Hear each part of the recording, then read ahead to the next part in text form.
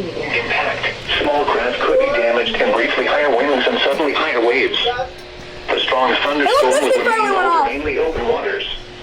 Move to safe harbor immediately as gusty winds and high waves are expected. This is basically pulling an LAX right here because this is a random marine water statement, or marine warning, for 2 areas that were not in a marine water statement, but for one that was in it. At Detroit Metro Airport, it was partly sunny. The temperature was 74 degrees. I also wasn't expecting that. 46 and the relative humidity 36%.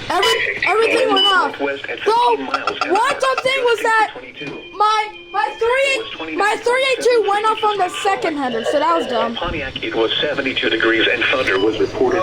Detroit City Airport, it was 74 and partly sunny.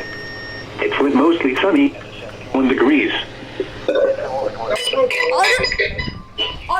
Other than that, almost everything else went off.